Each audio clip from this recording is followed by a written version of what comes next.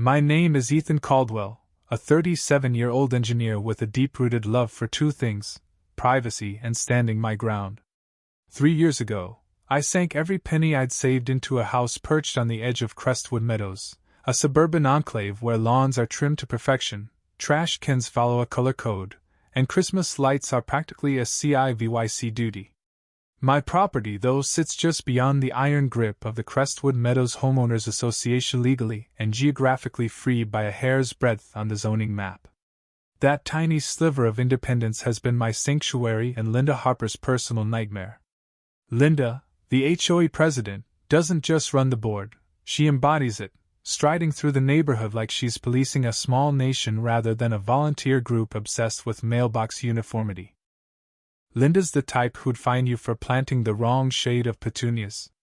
She once rallied the neighborhood to outlaw inflatable Easter bunnies, claiming they clashed with community values. I steered clear of Crestwood's drama, keeping my lawn neat, my hedges clipped, and my life quiet. I didn't attend their meetings, didn't pay their dues, didn't care for their newsletters. To Linda, that made me a glitch in her perfectly curated system, a man who dared exist outside her rulebook. She saw me as a threat, because if one person could live free, others might start questioning her reign. Things stayed civil enough until I planted a flagpole, a 30-foot aluminum tower that gleamed like defiance beside my porch. At its peak, an American flag snapped in the wind, a bold declaration: "This is my land, my rules, and no self-appointed lawn czar will say otherwise."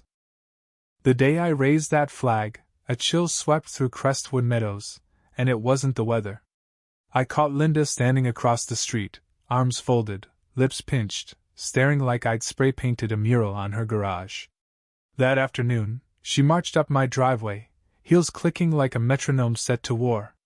I was on my porch, sipping iced tea, when she halted a foot from my steps. "Mr. Caldwell," she said, voice sharp as a paper cut, "we need to discuss your flag." I didn't budge. "What about it?" Her eyes narrowed. "It disrupts the neighborhood's aesthetic harmony. You'll need to remove it." That's when I knew this wasn't about the flag. It was about control, about her need to cross boundaries I'd clearly drawn. "This is my property," I said, calm but firm. "The HOA has no say here. The flag stays." Her jaw twitched, a flicker of rage beneath her polished veneer. "We'll see about that," she snapped, spinning on her heel and storming off, her footsteps echoing like the ticking of a bomb. I didn't realize it then, but that flag had ignited a fuse. At 2 a.m., I woke to the low growl of my dog, Titan, a 100-pound Rottweiler with a soldier's instincts and a monk's patience. Titan doesn't bark at shadows. When he growls, trouble's close.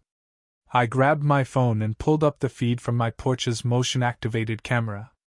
There was Linda Harper, dressed in a black tracksuit, hood up, gloves on, clutching a flashlight and hilariously a collapsible ladder. She looked like a suburban cat burglar who'd binged one too many Spy movies. The ladder clanged against my flagpole as she set it up, the sound sharp in the still night. She glanced around, clearly unaware how sound carries at night, then started climbing, her flashlight bobbing like a nervous firefly. I threw on a jacket, slipped into boots, and eased open the front door, Titan at my side, ears sharp, tail rigid. The flag rustled softly as Linda reached the top, fumbling with the pulley like it was rocket science, muttering curses as the rope resisted her.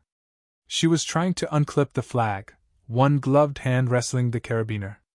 Then Titan barked a deep, earth-shaking boom that rolled across the ridge. Linda let out a scream straight from a horror flick, twisting so wildly she lost her footing. Her arms flailed, the ladder wobbled, and before I could move, she plummeted into my azalea bushes with a thud that sounded like defeat. The bushes took it better than she did. I approached, fighting a grin. "Evening, Linda," I said, sipping coffee I'd grabbed on the way out. "Most folks just ask if they want a closer look at the flag." She thrashed in the foliage, leaves in her hair, scratches on her arms, pride in tatters. "I was inspecting your flagpole's stability," she spat, eyes blazing with desperate convy tie-in.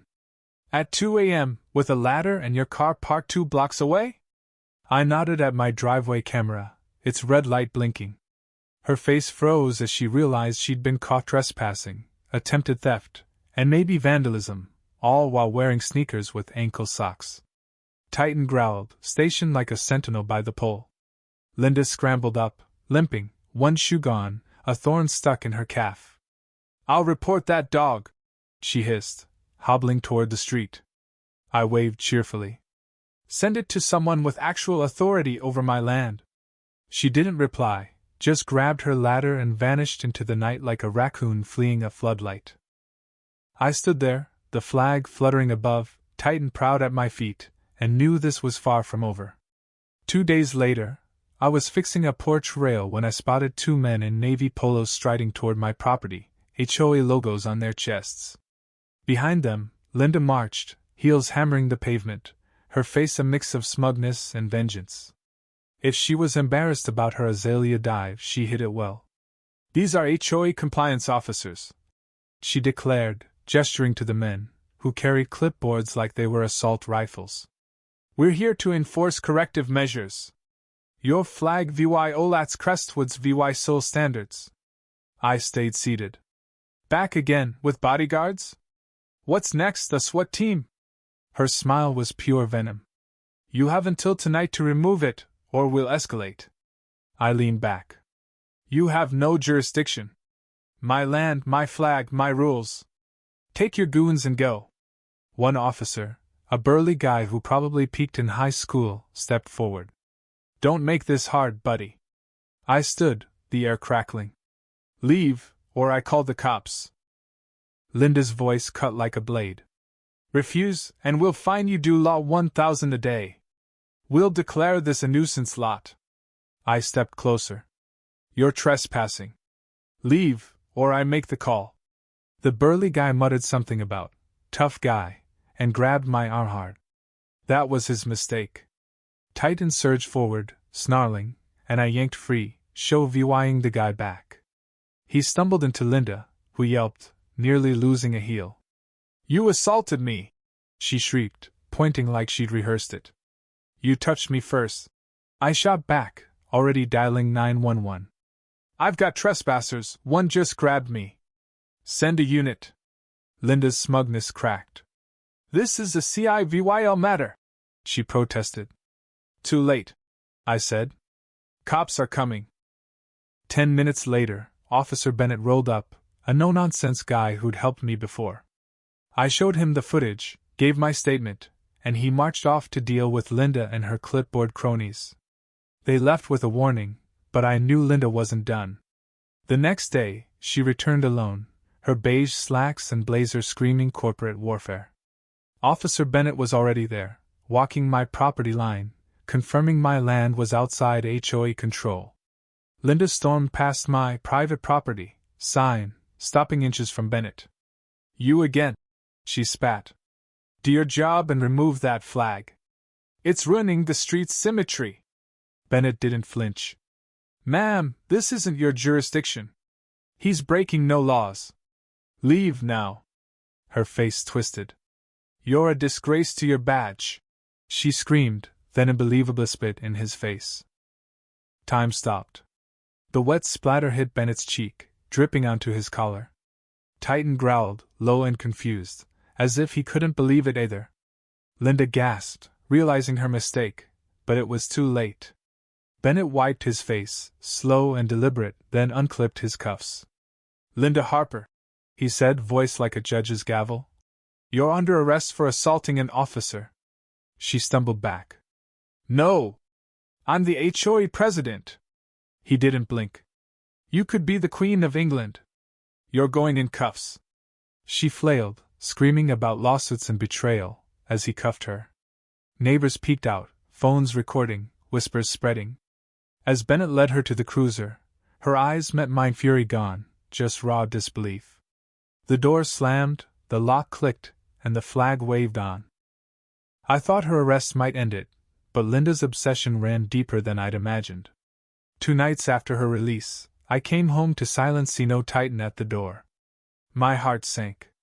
I called his name and heard a weak whimper from the backyard. I ran out, finding him limping by the shed, blood on his paw, glass shards scattered near his doghouse.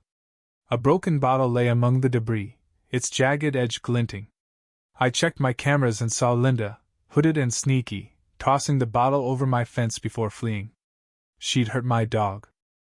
Rage burned through me. I bandaged Titan, rushed him to the vet, then drove to the precinct with the footage. But this wasn't just harassment, Anna Maria, it was cruelty, reckless endangerment, a line crossed. I called a lawyer, Sarah Novak, a legal shark who'd taken down HOAs before.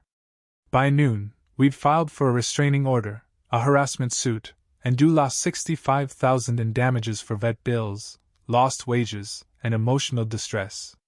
The EVY Denke was ironclad, security footage, Bennett's body cam, the bottle. News of the lawsuit spread, and Crestwood turned on Linda. Neighbors left notes, even a cake, apologizing for her madness. Linda, unhinged, filed baseless counterclaims, ranting about conspiracies, but no one listened. She'd hurt Titan, and that was unforgivable. The courtroom was a circus, neighbors, reporters, even strangers drawn by the saga's infamy. Linda's fall was now legend, dubbed the Flag Fury. Sarah laid out our case like a general, the trespassing, the spitting, the bottle, Titan's injury. Linda's lawyers floundered, claiming the HOA governed by solely proximate properties, a claim the judge laughed off. On the stand, Linda crumbled, contradicting herself, admitting she hadn't checked my deed, and absurdly claiming she thought Titan was a lawn ornament when she threw the bottle. The judge ruled in our favor, lost $65,000, a restraining order, an HOA apology, and Linda banned from HOA rolls for 5 years. The courtroom buzzed with justice served. Linda sat, deflated, as her lawyers whispered she'd gotten off lightly. Weeks later, I raised a new flag, brighter, bolder, on a polished pole. Below it, I bolted a steel plaque. This flag breaks no laws, but spitting on a cop does. Linda tried to tear it down. Now she's cleaning ditches on I-90. Court ordered. HOA reformed. We're good. Neighbors snapped photos, kids wore Flag Defender badges, and I hosted a barbecue, the Freedom Fest. Ribs smoked, music played, and laughter rang out. Linda drove by in a county van, orange vest glaring, litter stick in hand. I raised my drink. She didn't look back. We didn't need to taunt her. The flag flew, Titan healed, and Crestwood was ours again. Sometimes, when pushed too far, you plant your flag, draw your line, and remind the world what freedom's worth. Here's to fences that hold, flags that fly, and neighbors who bring pie instead of lawsuits.